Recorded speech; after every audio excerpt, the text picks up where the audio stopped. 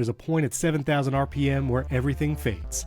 Welcome to Primary Technology, the show about the tech news that matters. Big week, Gemini 3 came out and Google announced that it's even better than ChatGPT. Jason has some hands-on experience with that. Split View is actually coming back to iPad, kind of. We'll get into the details. Cloudflare had a huge outage earlier this week. Tim Cook could step down as CEO as early as next year, and my mom's happy that ABC is back on YouTube Live TV.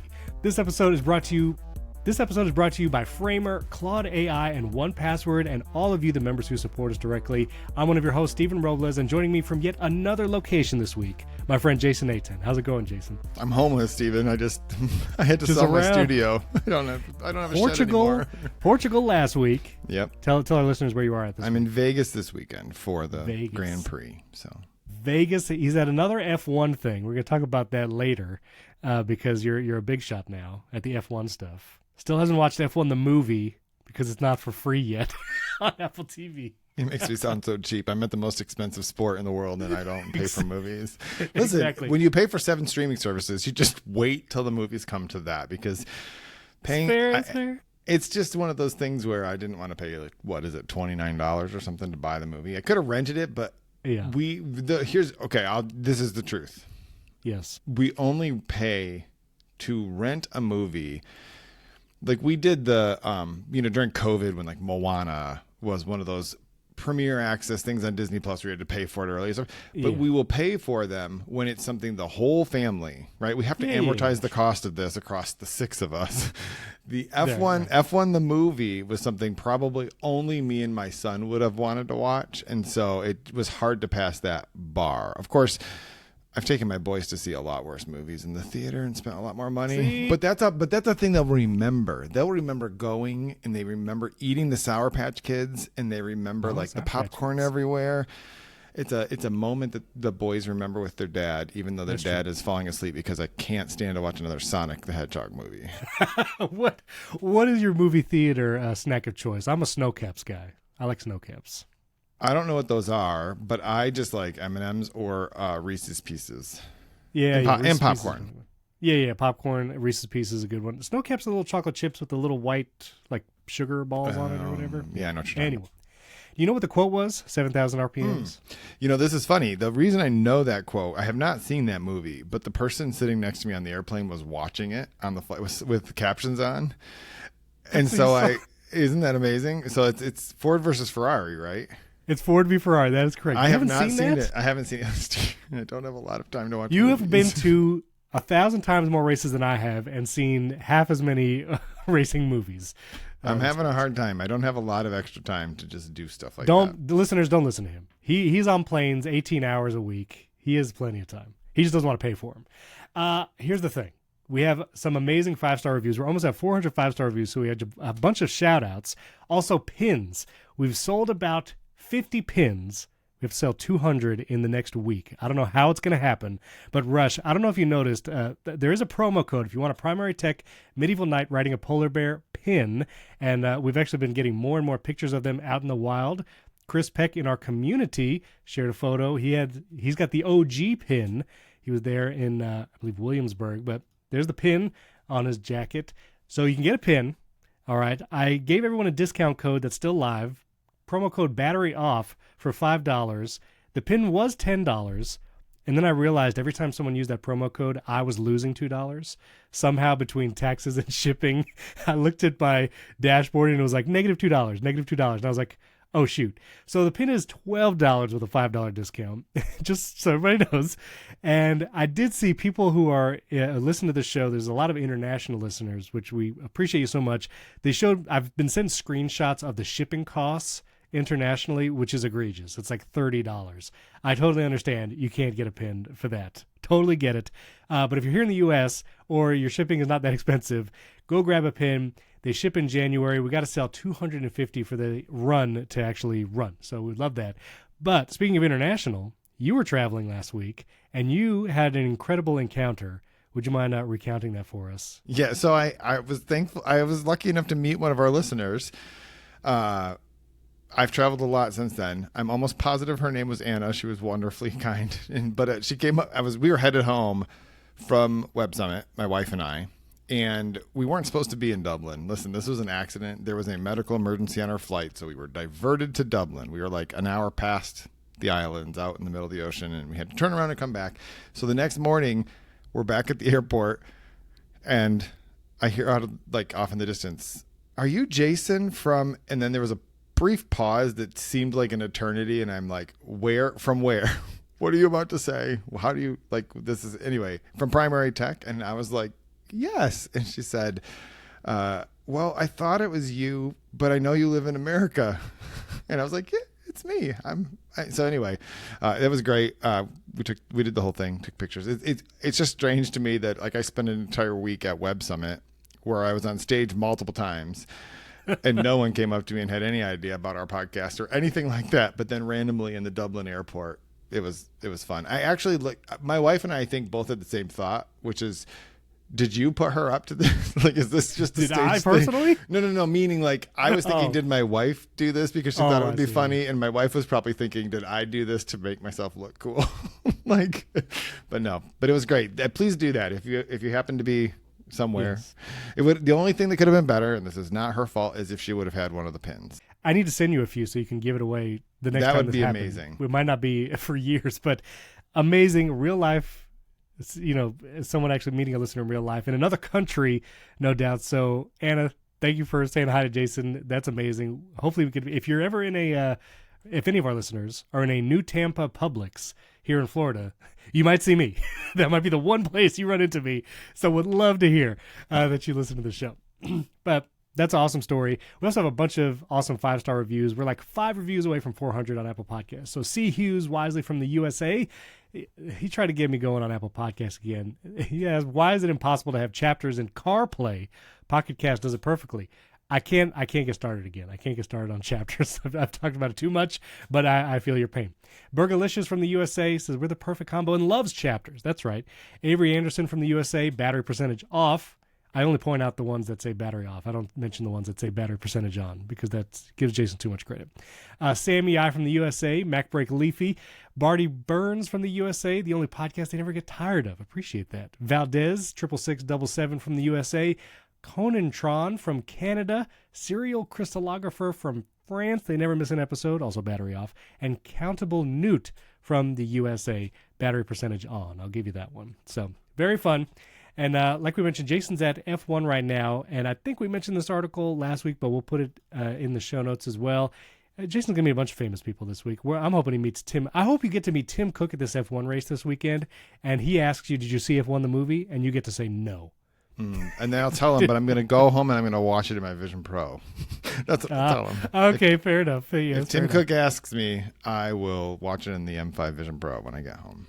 That's it. I mean, there's a chance. He's been at some previous F1 races, and this is the first big one maybe after they announced the partnership where Apple TV and F1. It's the first one in the U.S. First one in the U.S., so you never know, he might be there. But you interviewed Oracle Red Bull Racing's, how do you say his name? Laurent Mekies. He's the team principal. He's only been in the job there they fired the previous guy. The previous guy had been there for 20 years, and he was like the founding team principal. And Laurent Mekies stepped in. They couple 6 or 7 races ago, I think so. And anyway, the connection point was that Oracle Red Bull Racing announced a partnership with one of our sponsors, 1Password.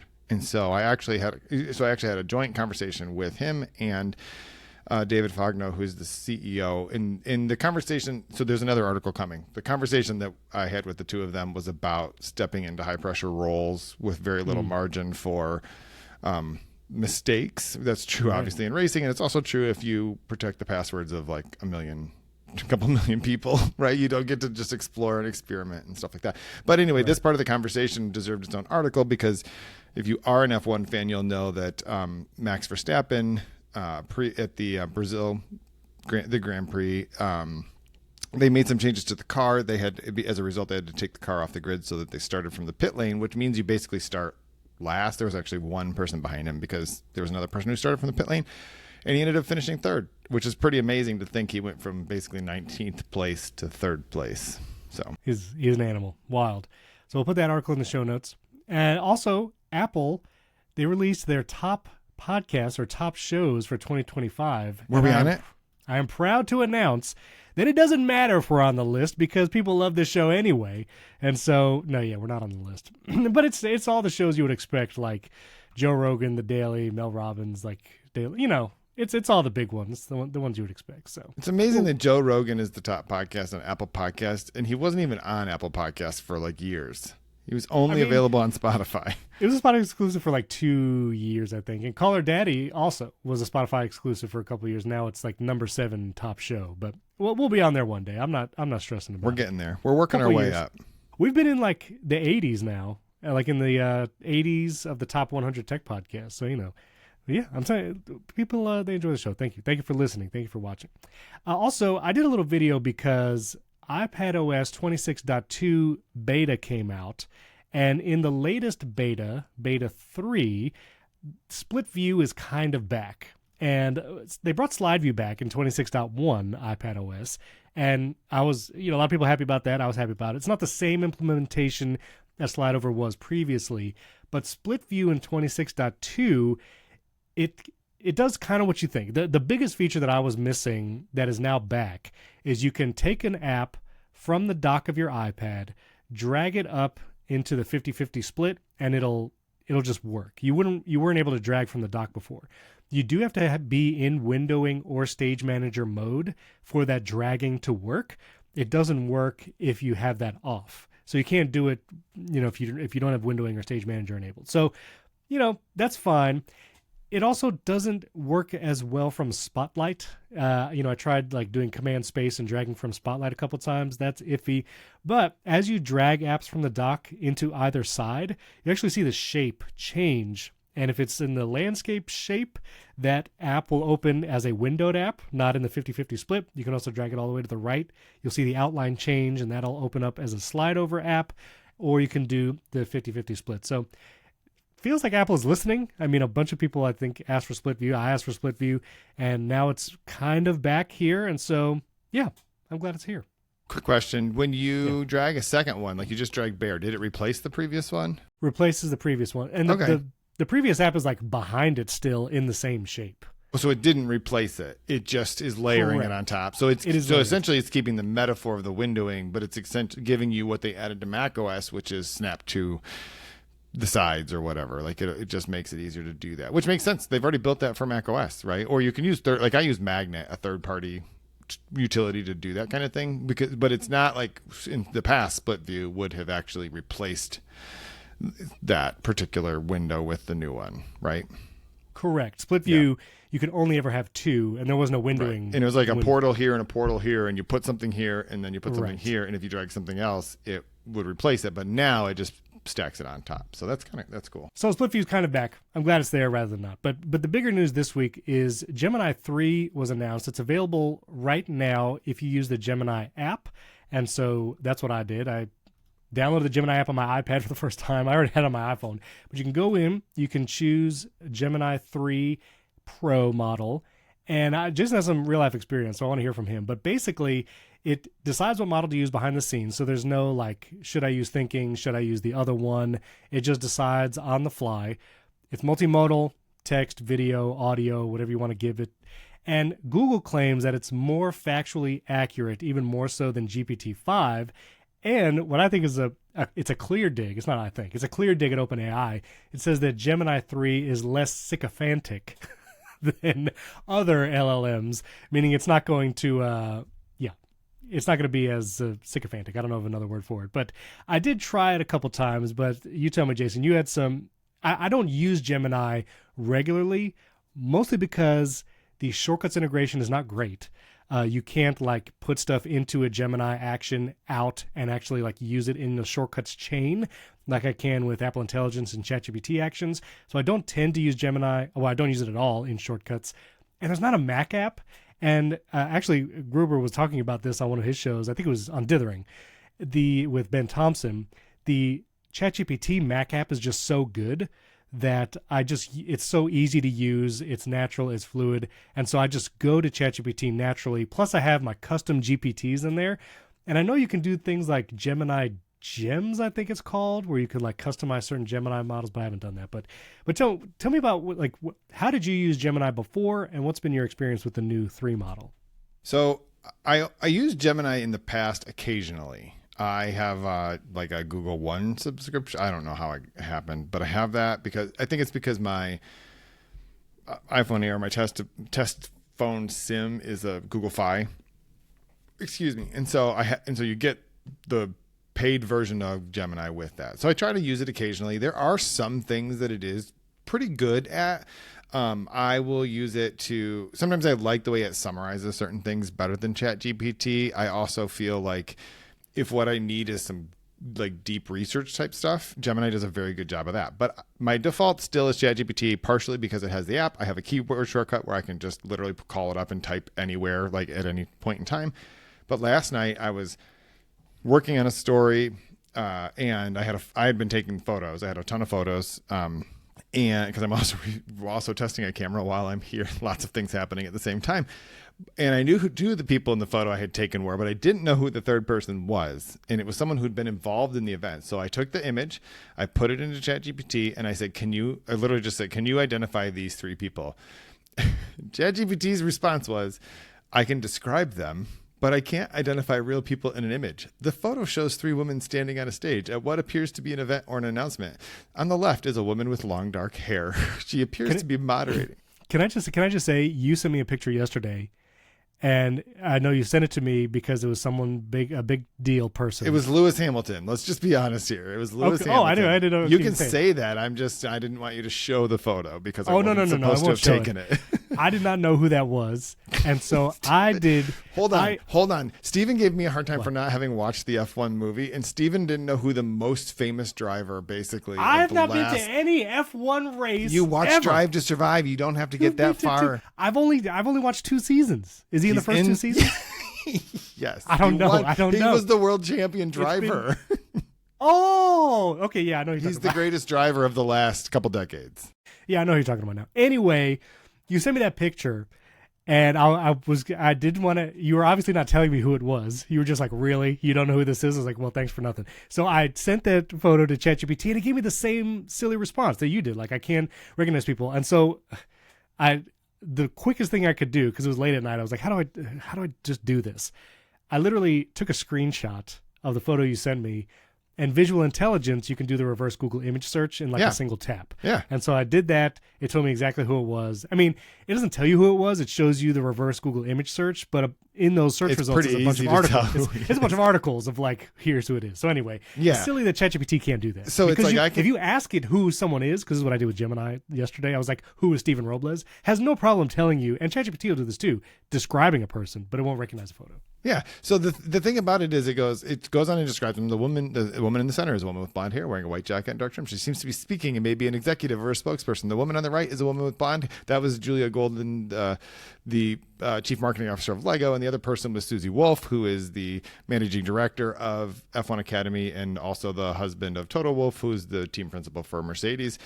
So it's like she's a woman wearing a blue, red, and silver sequin jacket. She appears to be connected to motorsport, possibly an athlete or a team member, given the styling. So it just gives this whole description of everything or whatever. I'm like, that is stupid. Why? What is wrong with you, ChatGPT? So then I just literally downloaded the same photo, and I asked the same question. Can you identify these three people? And it goes, based on the context of the image, which appears to be an event celebrating the partnership between F1 Academy and the Lego Group, here are the three people standing from left to right. And it just named them. And I was like, amazing. Okay. That's exactly what I wanted you to do. And the reason I thought Gemini could probably do this better is exactly what you just said is it probably just did a reverse image search. And obviously those images is not available online yet. Although it's actually possible. Well, I don't know how quickly it could do that because there were a lot of photographers there. So there may be images already available in Getty. I don't know that Google searches them or whatever, but my point is it did it and it was very good at it. I have not had a chance to use it for a ton of other things, but I did do the test that I was really interested, which was, okay, I'm going to give you 3 articles so that you can learn my style, tone, and voice. And then I'm going to ask you to write something. I just want to see like how good did it do doing that. So I gave it some articles. It gave me an analysis of which is really weird to read. It's like your tone is critical, skeptical, and principled. Your core themes are focusing on the user experience, trust, and incentives. It nailed it. Like it's 100% true. But reading a LL or a chatbot or an AI chatbot's description of the way you write, kind of sobering. Yeah. But anyway, Yeah. then I asked it to write something for me to see how it would do. And it did a pretty good job and I liked the way that it did it. It matched that tone pretty well. And it was way less like you said, sycophantic compared to ChatGPT. I still can't get ChatGPT to just please be a robot. Please stop trying to be my friend. You even changed the personality to the. It's been that. It's been whatever. It's neutral or whatever the thing is the whole weird. time. It's okay. It just uses like I don't have ChatGPT write my articles for me, but I wanted to know like how well is it analyzing my style, because there are times when I've said to ChatGPT, okay, I've wandered into the wilderness. How do I wrap up this article? Give me a suggestion for what I should say. And I want, when it does that, for it to take the rest of the article and match that tone so that I can be like, oh yeah, that's how I should finish this article. And I don't use what it says, but I will be like, yep, that makes a lot of sense, because it would be just like handing it to a person, to you or to my wife, and be like, could you read this and tell me what am I missing or what do I need to do? So anyway, it was good. I think it's good. I have tried Gemini in the past because one of my biggest use cases is when I make a YouTube video, I take the transcript, I usually give it to ChatGPT, ask for titles and descriptions. I've not liked the titles and descriptions that Gemini has given me before. Just I didn't use them very much. But I think I'm going to try again. I just briefly played with it yesterday, and I started liking the answers I was getting from Gemini 3. I just wish I had a Mac app. I wish it was easier to use with shortcuts. You can use it in the web now. I was just playing around, and if you go to the gemini.google.com website, you can use it. You also have to, pay for it, which I do pay for, like the 1 terabyte Google Cloud thing, because Photos. Well, Google yeah, Photos. the Google Photo. That's true. And my Gmail account is anyway. So I'm gonna try it again. Gemini's out there, and another AI tool I did want to mention. This was announced Monday, but Google has a new AI tool for planning travel. It's available in the Canvas, and I had no idea where this was or how to get to it, because I never just go to google.com to like do a web search. I always just type in the address bar. So I just want to mention, so this is the press release, and you can basically ask it for, travel plans or whatever. And so if you go to google.com, or you use the Google app on your phone or iPad, which I don't use that either, there's the AI mode button here on like the far right side of the search box. And then you can go into AI mode, and this is, I guess, what Google calls Canvas, and allows you to do more things. I never knew that was there. I never used it, but I wanted to try this travel thing. And so I could say something like, I want to go to the F1 race this weekend weekend in Las Vegas. Help me plan a trip from Tampa, Florida. And so what you can do, it's kind of weird, because if flights are required, it will tell you to go to Google Flights. And I'm like, you're Google. Like, just give me, like, it'll give you information, but it won't like give you like the full flight schedules or whatever. But it tells you the flights and airports, the average costs. It tells you about accommodations. So you can now plan trips with this Google Canvas specifically. And if you're planning a big trip, like maybe an international trip or multi-week trip, then you can use this for that. This feels a little weird, only because like why isn't this Gemini? Like, why can't we just have like the one tool to rule them all? Like, I don't know why I have to go to AI mode on google.com to access this kind of travel information. I'm sure if I asked Gemini, like, it would do something similar, but just the bifurcation of like, this is our AI mode in search Canvas, which is different than Gemini 3 Pro, which is only available anyway. But it's something you could try if you're going to be traveling and, want to do it. You ever use AI to like plan a trip? You travel a lot.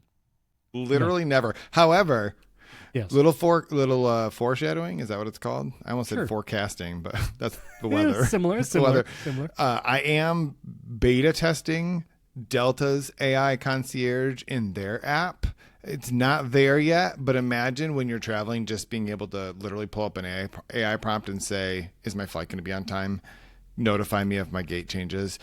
Did my bags, like literally just ask it, did my bags get on the plane? I lost my bags. What should I do?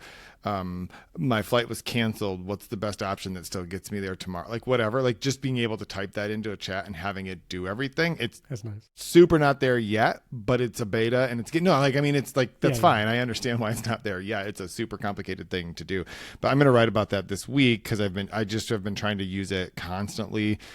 on the trip when we were in Portugal, and on this trip, it helps to have like literally 15 days of travel in a row to be able to do this kind of thing and be able to write about it. And I had a conversation with them, travel, I guess my point is complicated situations like travel are a great use case for this, because if you just imagine, what if your flight was canceled and you wanted to know, like, are there other options that will still get me there even if I go through it? I'm pretty used to doing that because I've traveled a ton, but for the average person, you don't want to do 10 searches.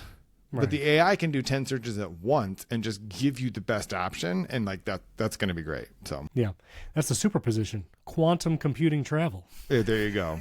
10 searches at once. You don't even have to go. You'll just be in both places at the same time. That's exactly right. All right, there's some bigger news, like Tim Cook might be stepping down as early as next year. But before we get to all that, I do want to mention there was a huge Cloudflare outage earlier this week on Tuesday. Disrupted my work. I was trying to do videos, and none of the websites I needed to go to were working for like 2 or 3 hours. I think So the CEO of Cloudflare, Matthew Prince, explained what caused the outage. He was very clear that it was not caused by a cyber attack or malicious activity of any kind.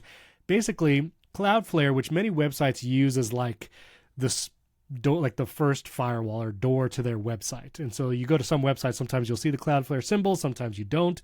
But Cloudflare is in front of a bunch of things, including ChatGPT, which was down, and also X was down when Cloudflare was down. But basically, he explained that there's a bot management system that Cloudflare uses to evaluate whether a visitor on a website is an AI bot or something else.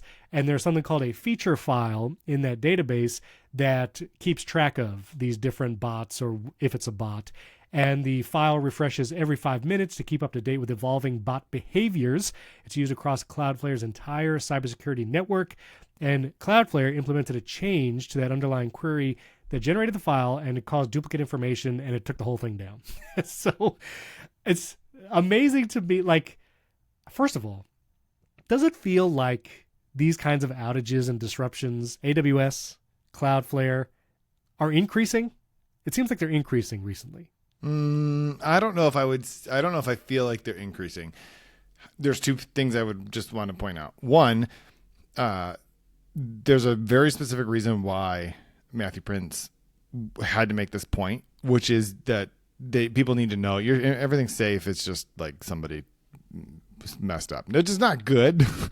But the confidence in their products depends entirely on being able to protect websites from malicious attacks. So they needed to get that word out there. And in fact, I think I've told this story before, but a couple of years ago, CrowdStrike had a massive outage that was also the result of just a simple error.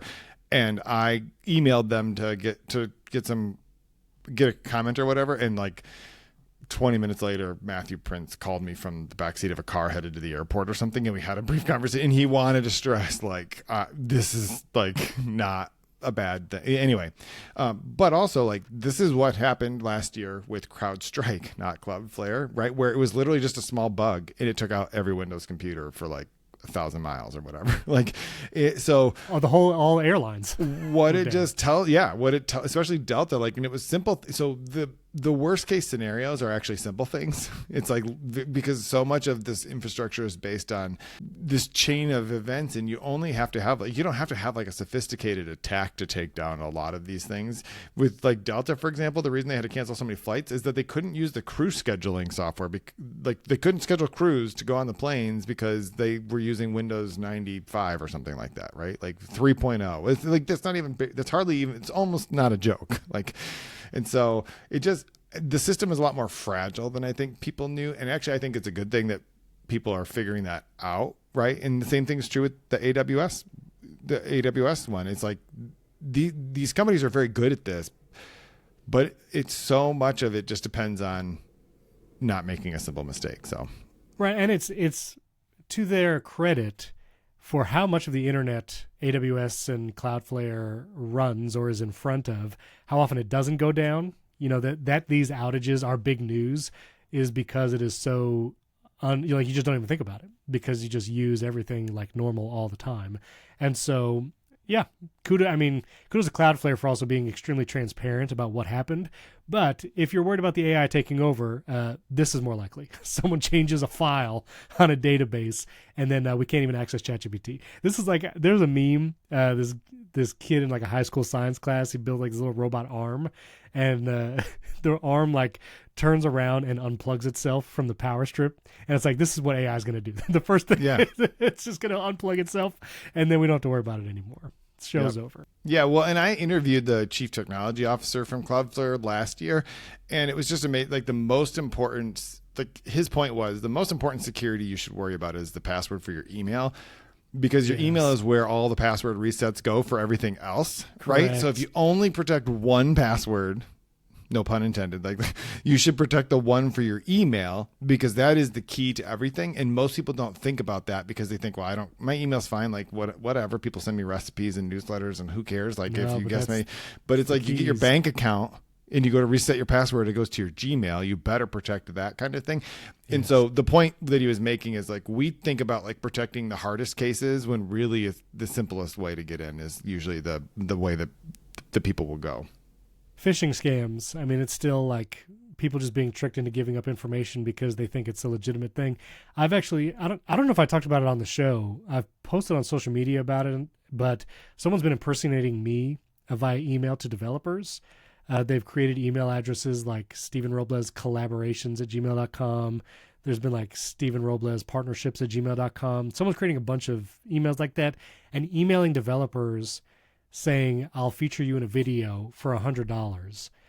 And that's how you know it's a fake, because the Steven's price is way higher than $100. No, the price is zero, because I never, when it comes to app, like, I just feature them. I don't take money for like featuring an app or whatever. If there's a clear sponsorship, then I say, this is sponsored by whatever. But whenever I do like app roundups and stuff, like, no one pays me for anything for that. So some developers have been tricked by it. But Jason, I kid you not, I'm getting like a dozen messages a day. And it has been going on for the past 2 months probably from developers. They'll DM me on Instagram. They'll use the contact form on my website. They will email me if they have that. And they'll say, was this you? And the bad actor is using I forget what the exact term, spoofing. Spoofing is the term. But it looks like it's coming from my domain when it's really not. And you only would tell if you know how to look onto the headers of the actual email address that it is from a different email, and it's just making it look like it's from my domain. So if you have been tricked, which I feel really bad about, there's been a couple of people saying, I just sent them $100. Is there anything you can do? I'm like, no, I've reported it to Google, actually, and they were trying to do something. I don't know. I'm still getting messages about it. But it's unfortunate. Like, that phishing scam has worked. And it's just someone using my name. That's not even something like they got access to my email and are actually sending it. They just know how to spoof email addresses. They've created a bunch of them and have reached out to a bunch of developers. And so it's unfortunate. One weird part, though, I posted across all my social media platforms that the scam was happening. And I said, if you're a developer and you get an email from this address, and I do the thing where I use the words @ and .com, so it's not like the actual email address in the post. I said, if you get an email, it's not me. Like, these are the places to contact me. And I've had developers reach out and they said, I got this email. I thought it was a scam. So I asked ChatGPT, or I asked an LLM, and it referenced your social media post that this was a scam, that there was an ongoing scam. And now there's a Reddit thread about my scam, not my scam. I'm not scamming anybody. There's a Reddit thread about someone else trying to impersonate me. And so people have been searching, and that Reddit thread is coming up in the LLM results. I just find that interesting. I don't know if, like, it would come up in a Google web search result, that if someone's impersonating me, like, I don't think it would. Like, I've searched and it doesn't come up. But if you ask the LLMs, it seems to be doing a pretty good job. I think ChatGPT was the main one that people used about finding the answer to a question. And I will also say, I don't know why we got back to ChatGPT, but when it comes to LLMs and Cloudflare, which ChatGPT was down during the Cloudflare outage, last week, my mom is going to come up a second part in this episode when we talk about ABC and YouTube Live TV. But the shower handle broke in her bathtub, like the little handle that you like pull out to start the water, whatever, it broke. I am not super handy, but I'm handy enough to take a picture and send it to ChatGPT and ask it, what do I do here? What broke? How do I fix it? This is the chainsaw thing, right? This is the chainsaw this is my chainsaw problem. Exactly. Exactly. And it walked me through it. And I was able to figure out, okay, this is what broke. This is what I need to buy. And then I took a picture and asked ChatGPT to find me a replacement part. It gave me some results to buy. It wasn't as helpful. But if you didn't know this existed, I recommend trying it. Amazon has, in the little search box at the very top of the Amazon app, there is a camera icon, and it's the Amazon Lens AI, and it will open the camera like this. And apparently a picture of me brings up a Mac Mini, which honestly on brand. I'm fine with that. But you could take a picture of a product. So like I'll take a picture of like one of my Anchor chargers over here, and it will show you that product on Amazon. And it's like really good. I've done this for like patio furniture. I've been like, that's a cool chair. Take a picture, it'll show it to you on Amazon. So especially during the holiday season, if you're looking for stuff and you want to know like, where do I buy this item? Use that little camera icon in the Amazon search box because it actually does a pretty good job of like finding the thing that you're looking at. So I do love how we went from email scams to taking pictures and buying things on Amazon. But that's exactly what Jeff Bezos wants. I do want to say about the only thing I'm going to say about the email is I had a similar experience lately where someone sent me a message and said, hey, we got an invoice for $60,000. I'm assuming you don't want us to pay this. And I was like, and they had been giving so the scammers had sent them an invoice in an email to like an accounts payable email address. And in the email they sent, it was a chain of emails that looked like it was from a conversation between me and someone else. And the email address for me was slightly wrong. Like it was slightly, but it was like, it would have fooled a lot of people. Now, thankfully, like this, it's like I don't have the authority to spend that $60,000 anywhere. Like there was several other things that would have had to happen before like anyone was going to pay that. So they were like, I'm assuming you don't want us to pay this, right? I'm like, super don't pay that anyway. But it's just the point is, and this goes back to the Cloudflare thing. The easiest breakpoints are often the simplest, not the hardest things to get into. And so just pay really close attention to that. Don't send Steven $100 for any reason, unless it's because you want to pay for a year of primary tech or whatever. That's right. Don't send me any money. Instead, go to join.primarytech.fm and sign up. It's less than $100. It's half the price. $50 is an annual subscription. You get ad-free version of the show. You get Primary Tech unedited feed where we do an increasingly longer pre-show. You get Primary Tech daily, and you get our bonus episodes. All of that when you support the show. And speaking of which, let's take a quick break, and we'll be right back with Tim Cook. Might be stepping down as soon as next year. This episode is brought to you by Framer. Most design tools are gated behind a paywall, but not Framer. With Design Pages, you get a full-featured professional design experience, including vector workflows, 3D transforms, image exporting, and more, completely for free. Framer already built the fastest way to publish beautiful, production-ready websites, and it's now redefining how we design for the web. With the recent launch of Design Pages, a free canvas-based design tool, Framer is more than a site builder. It's a true all-in-one platform, from social assets to campaign visuals to vectors and icons, all the way to a live site. Framer is where ideas go live, start to finish.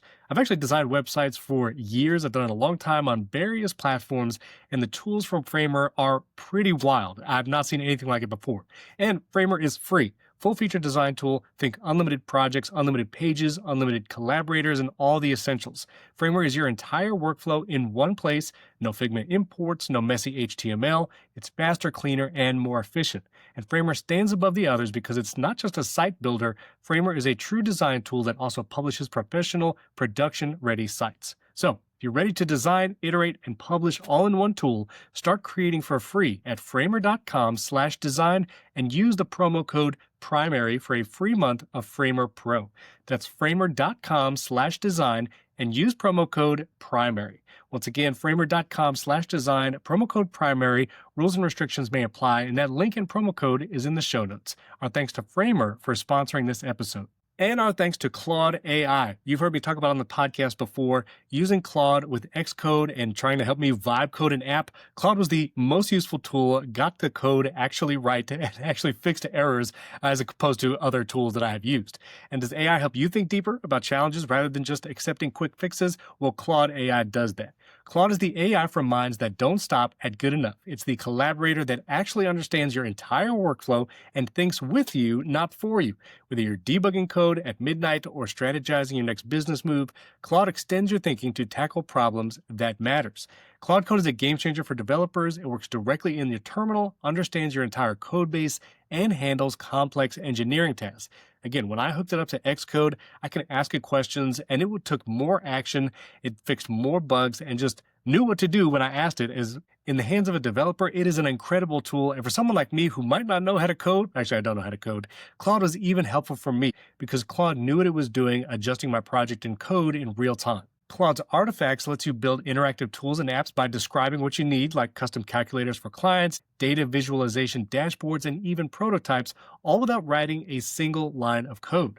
And Claude Code isn't just another coding assistant, it's at the frontier of agentic coding, combining the latest generation of Claude models with tools specifically optimized for Claude. It can handle project-wide refactors while preserving your coding styles and showing its work. So if you're ready to tackle bigger problems, sign up for Claude today and get 50% off Claude Pro when you use our link claude.ai/primary. That's claude.ai/primary right now for 50% off your first 3 months of Claude Pro. That includes access to all of the features mentioned in today's episode. Go to claude.ai/primary, and that link is in the show notes as well. Thanks to Claude for sponsoring this episode. And finally, our friends at 1Password. If you're a security or IT professional, you've got a mountain of assets to protect. Devices, identities, and applications, it's a lot. And it can create a mountain of security risks. Fortunately, you can conquer that mountain of security risks with 1Password Extended Access Management. Now, I know we actually have IT professionals and those who work in the departments in their company, even lead those departments, so Trellic is something you should consider. Trellic by 1Password inventories every app in use at your company, then pre-populated app profiles assess SaaS risks, letting you manage access, optimize spend, and enforce security best practices across every app your employees use. You can manage shadow IT, securely onboard and offboard employees, and meet compliance goals. And I've also used 1Password for years. I still pay for a personal account so I can share vaults with my spouse and other people. And I've used 1Password in team settings, and it is an incredible tool. 1Password's award-winning password manager is trusted by millions of users and over 150,000 businesses from IBM to Slack. So take the first step to better security for your team by securing credentials and protecting every application, even unmanaged shadow IT. Learn more at onepassword.com/primarytech. That's the number 1password.com/primarytech. That's onepassword.com/primarytech. The link is also in the show notes. You can just click it there. Our thanks to 1Password for sponsoring this episode. All right, so Mark Gurman in his Power On newsletter, always saying stuff, but he says that Tim Cook might step down as soon as next year. It was actually a Financial Times report, and then I feel like Gurman corroborated it or said something about it. But anyway, I looked at the 9 to 5 Mac article because Financial Times, you can't read anything unless you pay for it. But might step down as early as next year. The most likely successor being Apple Senior VP of Hardware Engineering, John Turnus. You'll have seen him in many Apple events. And, this is one of the things where, is this Apple putting out feelers to see how do people react? How do the markets react? Things like that. But also, Tim Cook also was at the White House yesterday at a private dinner with another world leader or something. Even if he does step down as acting CEO, he's going to be around and active throughout the rest of the Trump administration, at least, which is, at least another 2 years. So, or at the maximum. Not 2 at years. least another 2 Sorry, years, not at least. Stephen. Sorry, We're not a sorry. conspiracy theory show. Please, No, sorry. just Sorry, I will cut all that out. Not really. So, he'll be around. Someone say he could be executive chairman, things like that. But stepping in as CEO would be a big deal. That's direction for the company, that's product, all that kind of stuff. And John Turnus, he is 50 years old, which is the age Tim Cook was when he took over as CEO after Steve Jobs passed. So interesting age connection there. Very unlikely that a CEO successor would come from outside Apple. So, it would very much probably be someone inside. And John Turnus, from what, I don't know much about him, but from what I've seen in the Apple events and how he talks about products, cool. It seems wild to think that Tim Cook would step down that soon. Does that feel, I don't know, you had a hot take about this. Well, I don't know if it's a hot take. I have two Maybe thoughts not about hot it. First of all, can we just establish that this actually says nothing? Because what the Financial Times reported is Tim Cook could step down as soon as next year. Yes. I mean, unless he steps down in December, the earliest he would step down is next year. Yes. Infinity is a possibility here. Okay. Like, I know what they're trying to say. Mortality is actually the okay, fair. 2 point. Right. Tim Cook's final resting place is the boundary of this conversation, I guess. Right. But I just like the way they have to word things like this, because the rumor is that essentially what's happening is like somebody is suggesting that they could, and I have a thought on that as well, that Tim Cook may step down next year. He may step down as early as next year. Again, like, right, that's 7 weeks from now. Like, there's no chance, there's probably zero chance he's going to step down in 2025. But everything else, there's like 100% chance that he will step down sometime after January 1st. Right? That's true. Right? Like, so I feel like I don't understand. This is saying nothing, but what it is making people like realize is that it may happen sooner than most people thought. I don't know what most people thought though. However, I think it was definitely John Gruber either on Dithering, and he actually maybe talked about it on the most recent episode of the talk show, which was that, or no, I'm sorry, he wrote about it on Daring Fireball, that his thought was this is probably legit because there are so few people who could possibly know about these kinds of discussions. And that group is the board of directors of Apple. And the Financial Times said multiple sources familiar with this. So there were more than one person. Means it wasn't just Tim Cook floating a trial balloon. The board, and the reason they would do that is they wanted to see how markets and people would react to this, and which makes total sense. And so I would say that someone did tell it's pretty likely that multiple people did talk to the Financial Times about this, and that it's probably pretty likely that Tim Cook will step down sometime or begin the transition sometime in 2026. There was an interesting thing that they said that it could happen earlier rather than later to give the new person time to ramp up before like WWDC, before the iPhone event, before all those things. Like if you look at a calendar for Apple, when is the ideal time for someone to become CEO? I mean, it was like 15 years ago was the ideal time for someone to become CEO, but like the next time is probably like that January to April window ish kind of thing, because when do they film WWDC? It's not June, right? Like it's got to be like April or May or something. Yeah. So anyway, the other piece that I was thinking about is, man, what's it like right now to be John Turnus? Like, just think about that, Steven. If Al Gore calls you up from the board of Apple and is like, you're the guy. How much time do you have? This is why they're canceling the Mac Pro. John Turnus does not have any time to think about a new Mac Pro version because he's about to become the CEO of Apple. He's like, sorry guys, I just don't have time anymore. No one buys this anyway.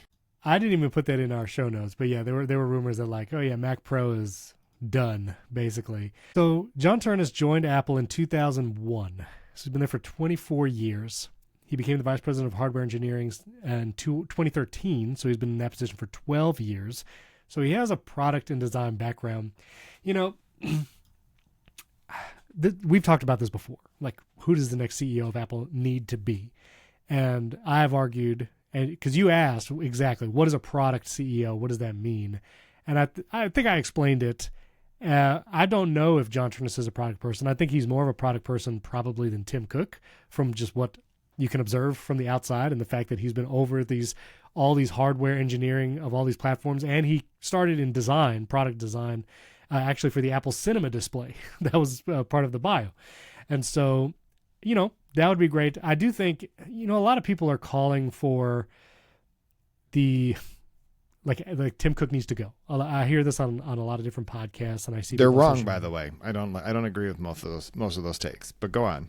Yeah, no, I agree with you about not agreeing with those takes. I don't think it is. Well, let's try to tease that out. Why do you think people say Tim Cook needs to go? Because they don't like the idea that Apple is a business. Yeah. They like to think of Apple as something else. But Apple is a $4 trillion company, the most profitable, successful company in the history of like the universe that makes the most successful consumer tech product ever. But most successful consumer product, period. Like, I don't know what's more ubiquitous than the iPhone, like Kleenex. Like, I'm not sure where we go from there. And so, but people don't like the idea that Tim Cook is making business decisions. And they often think of that in contrast to Steve Jobs. But Steve Jobs was a ruthless business person. Like, ruthless. Now, I do think it's true. Steve Cook. That's I love that to be the next CEO. Interesting. Cook. But Steve Jobs probably would make a lot of different decisions than Tim Cook does today. For sure. I just think that Tim Cook was sort of the spearhead of Apple's, foray into China, but the foray into China is what made the iPhone possible, which made Apple the company that it is today. And so Apple is where it is. So most of the people who don't like Tim Cook at Apple and think he needs to go are developers who have, indie developers who have, like, I've never heard, and I talk to a lot of this type of person. I have never heard large scale developers who are frustrated with Apple in the way that indie developers are frustrated with Apple. If you go all the way up, Epic Games, Spotify. You know why? Because they want the money to be. Yeah.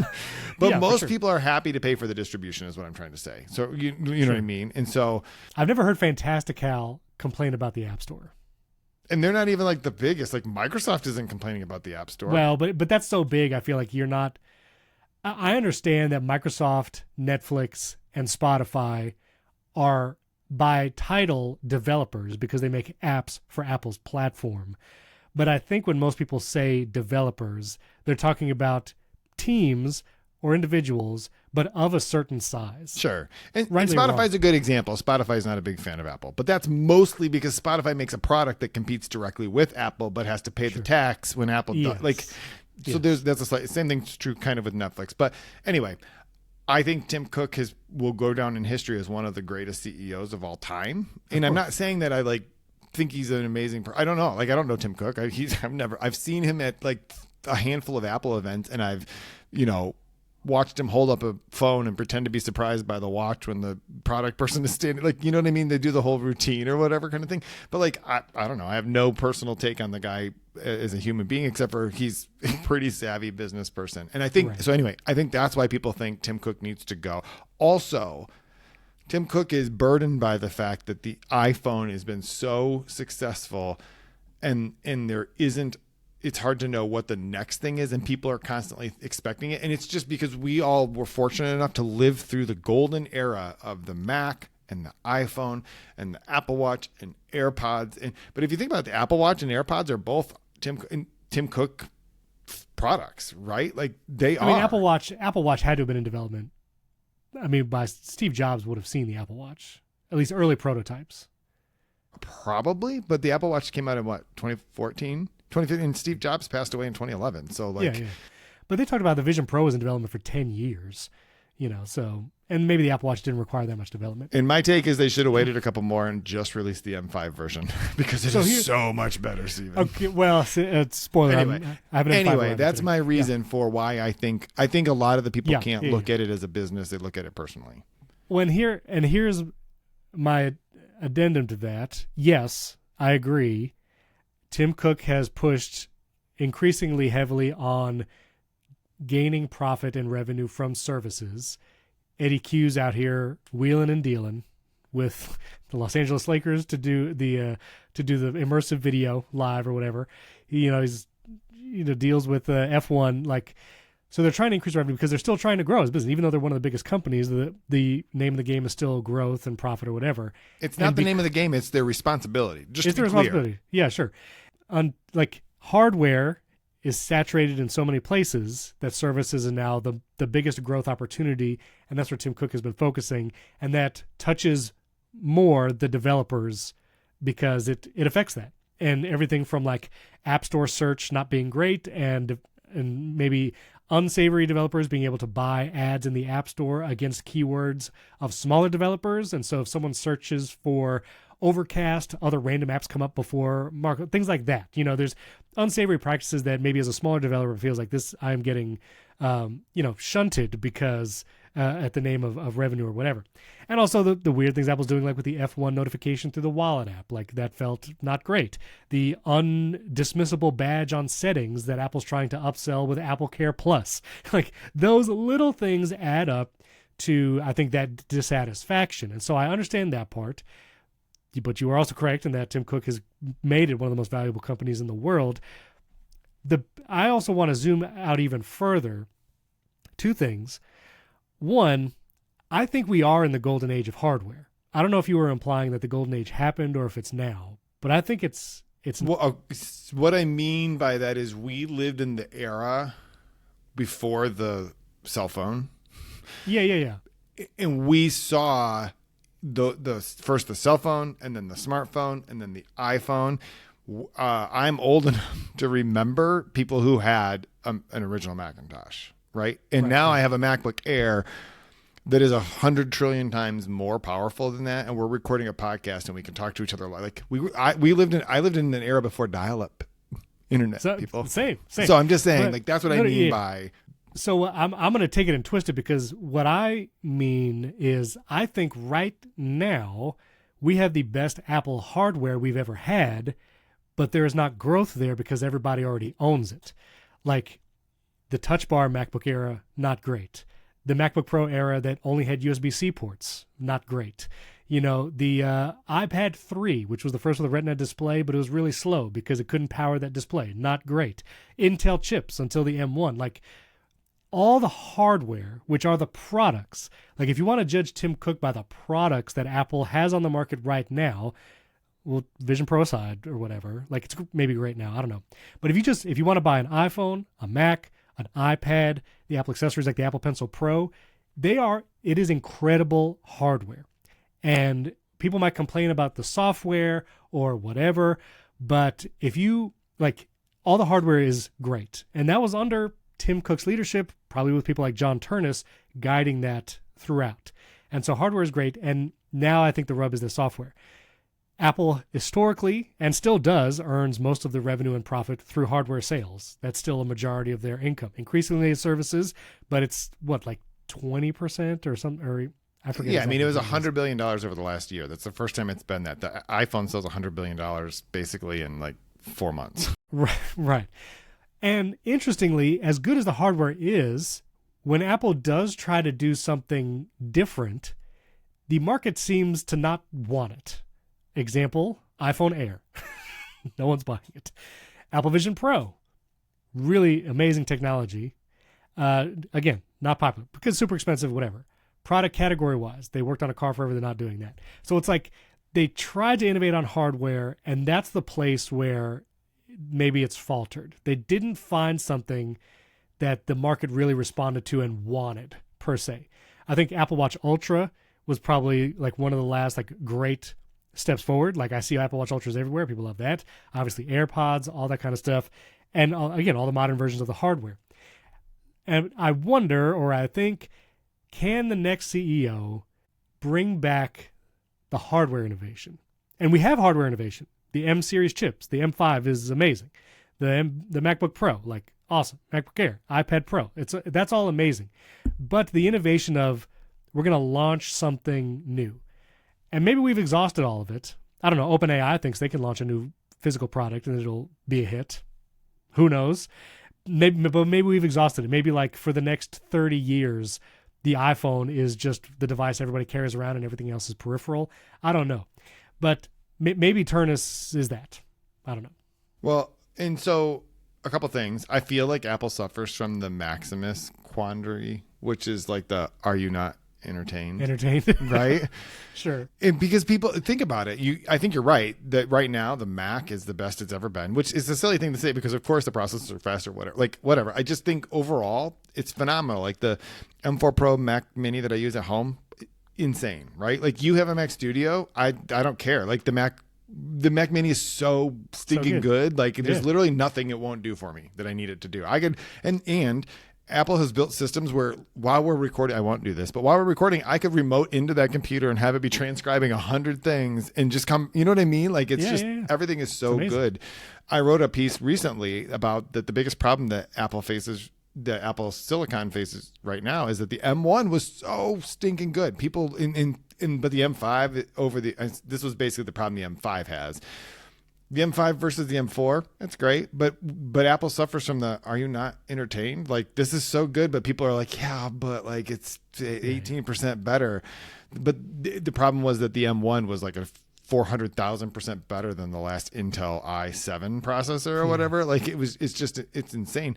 So I think that's what people are like, well, it's just not that different. And then they release something like the iPhone 17 Pro and it's different. People are like, I mean, it's orange. I don't like orange. It's like heavy. It's big. It's like, what do you want? Like, right.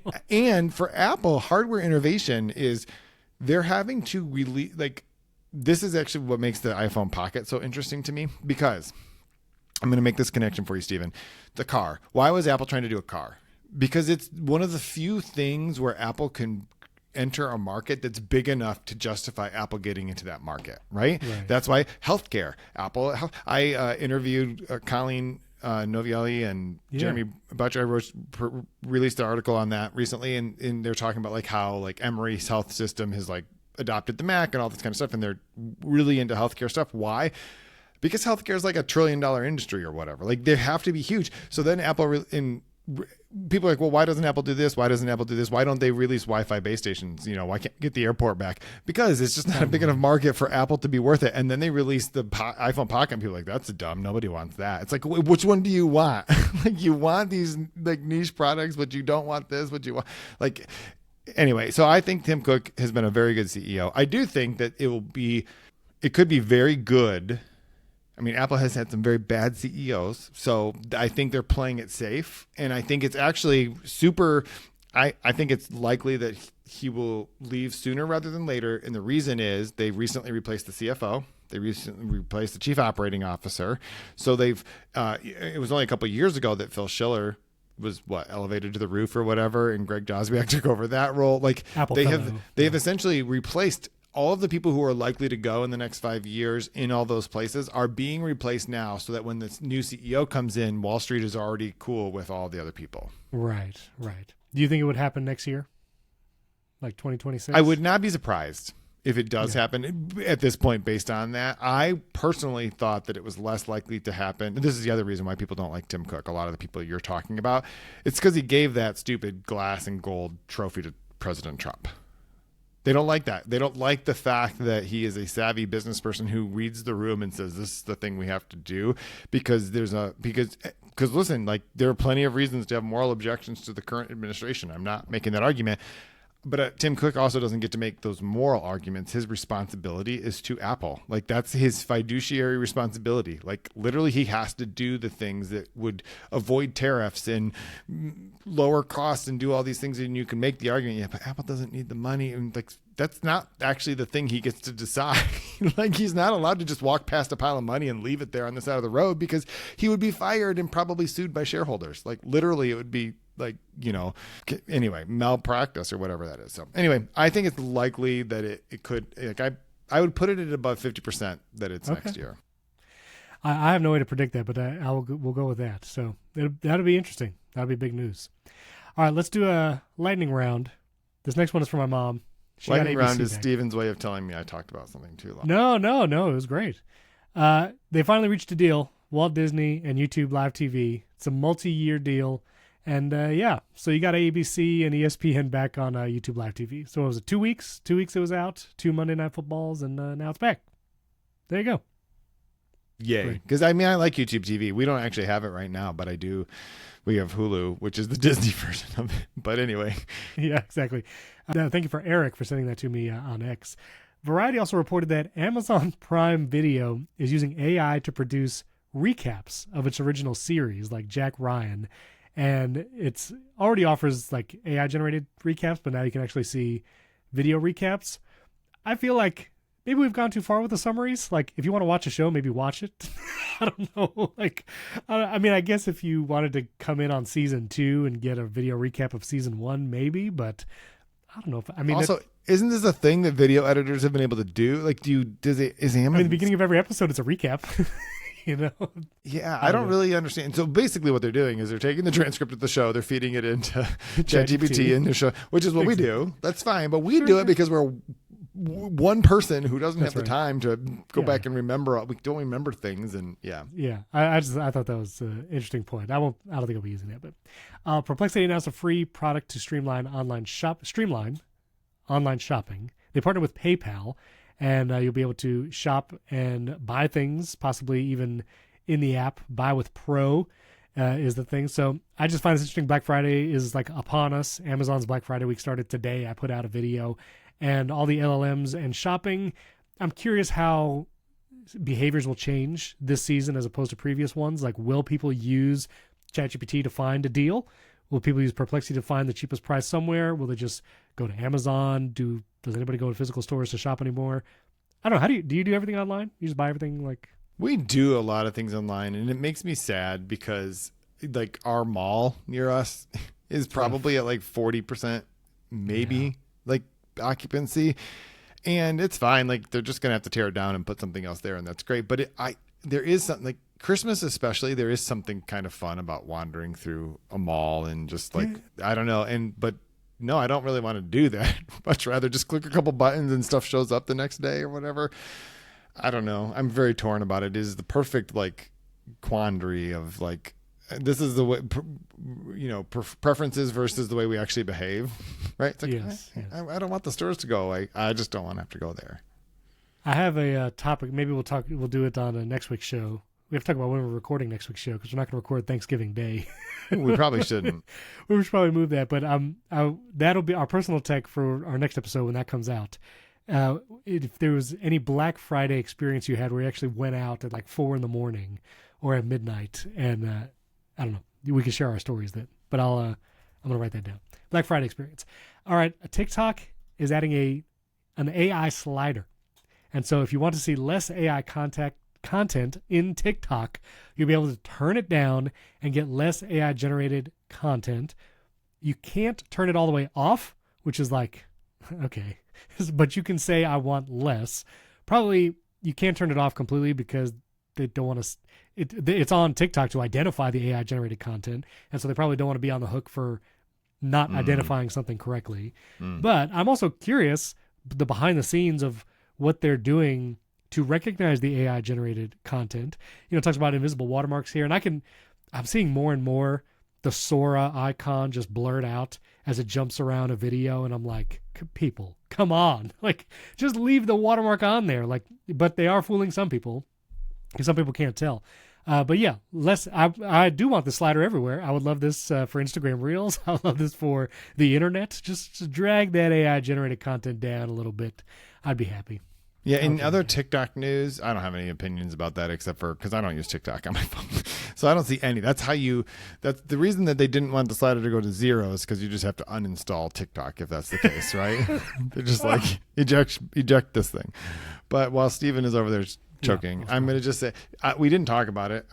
I didn't think about it until just now, but Meta won its antitrust case. And the reason it won its antitrust case is because the judge bought the argument that TikTok is a competitor to Instagram. And I personally just think it's really ironic that for years, TikTok has been the most existential threat to Instagram. And it is literally the thing that just saved it from Meta having to diversify and that is true. Getting rid of Instagram. I'm sure there are books written, but I'm sure there'll be more written, like how Instagram just subsumed all the features from every other app, and I don't know if it ever did anything original.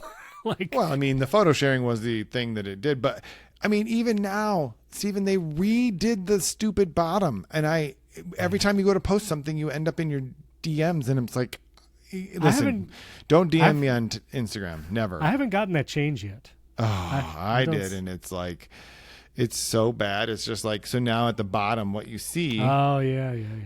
And then if you want to go and post something, it's all the way up at the very top. And you know what the stupid thing is? If you're scrolling, you don't see that. Whereas you used to be able to just anywhere in your feed do it. Now you have to go back up and tap the plus button. And I have feelings about it. I probably should write about it, but you should just go to TikTok. There's a competitor. I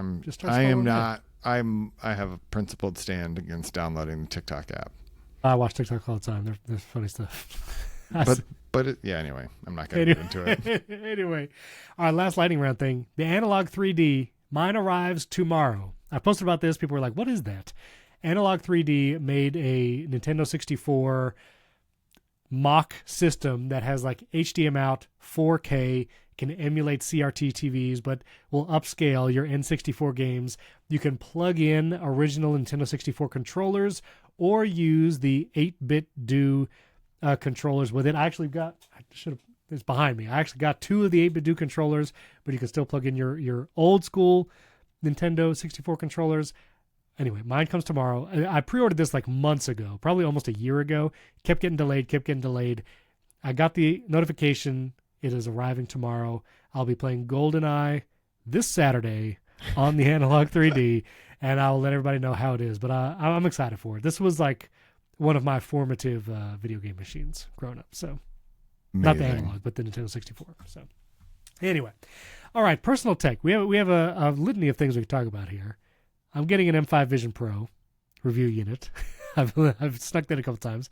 You saw Pluribus. We watched Flight Ready. I don't know. I feel like rolling the dice. Let's do Pluribus. Okay, let's talk about it. Because you didn't finish the first episode, so you can't really spoil it for anybody. That's true. I'm working on it. I'm working on. I did watch that on a plane. I also watched 2 episodes of what is it called, The Lost Frontier or Last Frontier, which is one of the other Apple TV ones. Where the plane goes down. Yeah.